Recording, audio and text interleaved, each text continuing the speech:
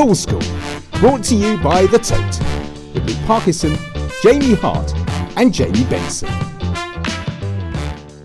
So Richard, at the end of every show we like to give people 10 questions, not necessarily on the career, but a bit of a mixed bag to see who the real Richard Johnson is. So I've got my phone out here with my questions on. So one race you'd like to have won that you didn't win? Look, I think it has to be the Grand National. You know, it's we were close twice, but obviously when you go, even if you're on the other side of the world, if you tell them you're a jump jockey, the Grand National is the race most people associate with horse racing and jump racing. So yeah, nearly but not quite. Is it good fun going around there over them fences? On the right horse it is. I think that's like anything, but yeah, with the right partner, Battles Our King was probably the best. You know, he gave me a great thrill around there, and yeah, Jimmy, on the right horse, it's you know, you'd almost pay to do it. Definitely. And which horse means the most to you and why? Again, I was very lucky to ride lots of good horses, but for me, I think Rusty Bridge was the first horse I ever rode in a race, and my first ever winner was for my granddad. So that's the horse that probably, you know, as special horses go, yeah, obviously I owe him probably an awful lot. You certainly have a lot to choose from anyway. Who was your childhood hero? Was it somebody in racing or from somewhere else? Well, it was in racing really. I think, you know, when I can remember the sport in life back in the day was being on the table at home. Peter Scudamore was quite a local sort of jockey to our area. Obviously was very successful as well, but he was probably the jockey I thought, oh, you know, I want to be like him. Unfortunately, I wasn't champion as many times as he was, but yeah, and I feel very lucky to have followed in his footsteps. And did you probably rode against him, I imagine? So not quite. No. Obviously rode with Tom a lot, but yeah. he finished just before I started. And I think Richard Dunwoody was the jockey when I started riding. You know, we all looked up to him. I think you know, for me, he was the jockey I wanted to follow, and it's quite ironic really that he when he retired from Philip Hobbs's, that sort of left me the gap to start riding for Philip. So yeah, it's weird how things work out. Definitely, always seems to be like that in sport, doesn't it? What item do you treasure the most that you have at home?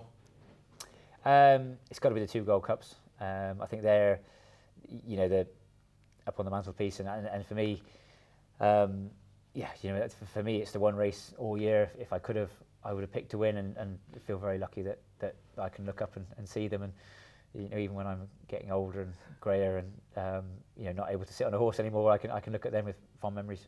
Do you ever get any friends coming around saying, "Can I have a picture with them, the Gold Cups or anything?" Well, most people go, "Oh, is that it?" Because they're only some quite small little cups. Obviously, not as big as the cup that, you know, the owner's presented with, but for me, they're very important. It's not all about size. Definitely. What's the best advice you've ever been given? Is that it? It's not all about size. Well, it's lucky for me. I think the best advice I was given it was before racing, but someone said it's nice to be important, but it's more important to be nice. And I think for me, racing is a very long career. You know, whether it's racing or not, but you know, actually, I found that, you know, I had an awful lot of help from so many people. I think, yeah, you know, that's, you know, the nice you are, and hopefully you get it back in other ways. So yeah, you know, it is important to be nice to people, and hopefully over the course of your life you'll see the return. I think that sums you up as well, that statement. It's one that's rung true, and so many people say how nice you are. For a lot of sports people you meet aren't like that, but you've certainly stuck to that. Well, I think in all bits of life, really, actually, again, we all want to do well and win great races and do really well in whatever you do. But I think if you treat people well, you know, it always comes back to reward you in the end. Brilliant. And one day in your riding career that you'd like to relive again?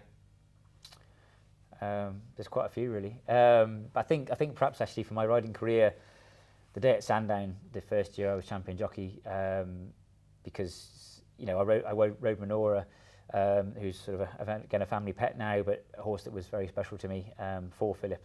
Literally 20 minutes before I picked up the trophy, yeah, the crowd were amazing that day. You know, sort of, I was already champion before I arrived at the meeting, so it wasn't like you were nervous about a race. It just, yeah, it was a fantastic day, and you know, to have Fiona and the 3 children there, and my mum and dad and my brother, you know, the whole family were there. It was just one of those days you know, I'll never forget.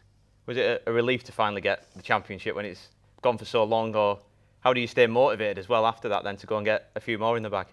I think it's easy to stay motivated. I think that, you know, when you have something, then it almost makes you want to go and you want more of it. It's like a drug.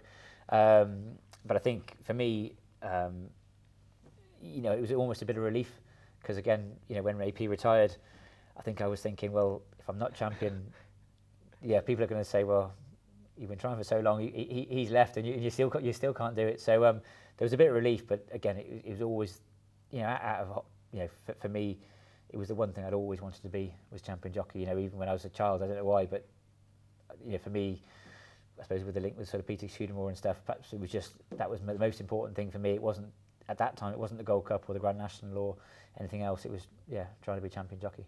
Great stuff. And what is your biggest fear? Obviously being a jockey, you probably haven't got many, but what scares you? I think scary letting people down, really. I think you end up, again, when you start being a jockey, all you're thinking about is not yourself, but you want to ride winners, you want to do well. And then actually the better you do, you get to ride some very good horses, and you know you're riding for, you know, yards that, you know, this one horse for them is everything. You know, I'm lucky enough half an hour later to go out on probably another horse, but you know you want the people to put the trust in you to hopefully get on the horse and do it justice. So you don't want to let people down. I think hopefully, you know, they're all reasons that, again, for me, I wanted to do well for myself, but in the end it was almost it's great to be part of a successful team, and you know, there is that sort of, yeah, you feel like you're working for other people as well as the owners and the trainer. You know, all the staff in the yard, they put so much into these horses, and you know, none of us could do it without, you know, the hard work that goes on behind the scenes. So I think for me, yeah, the fear of letting people down was probably I used to worry more about things going wrong than some other things in life. Excellent. And obviously, after your biggest fear, what's your favourite thing to do apart from racing? Look, it's definitely spending time with the family. Again, they gave up a lot, you know, especially Fiona, and then obviously the children. You know, ever since they've been born, I've been a jockey full time, and unless I'm injured, you know, they haven't really seen that much of me. So, yeah, now I'm actually able to, you know, spend that time with them and do. I'm sort of a normal father, / husband, as normal as I can get anyway. And who was your biggest mentor throughout your career?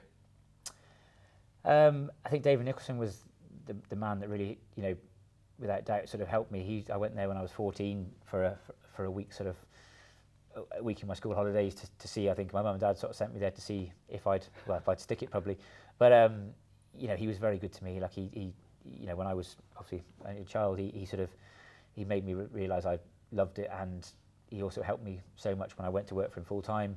And even when he retired as a trainer, you know, I used to speak to him regularly, and yeah, I think he put me in the right place and pointed me in the right direction, and gave me all those sort of right words of encouragement that, and occasionally the odd telling off that I probably needed to sort of make sure that, you know, I achieved them as much as I did. And when you're standing now looking back on what was an unbelievable career, how do you sum it up in a word? Lucky. I think, you know, there's lots of words you think of and whatever else, and you know, you've got to work hard and everything else. But actually, I was very lucky to, one, go to David Nicholson's. You know, I think he was as good a person as you could go to as a young lad, and you know, he helped loads of other jockeys, you know, go on to do really well. And then I was lucky to get the opportunities at the right time to work for the right people and ride the right horses. So, you know, as much as you can work hard, and you know, you've got to have the ability, I suppose, but be in the right place at the right time, there's a bit of luck involved as well. So I'm happy that I was a pretty lucky man. Fingers crossed people can be lucky with Tote at the Cheltenham Festival. Fingers crossed.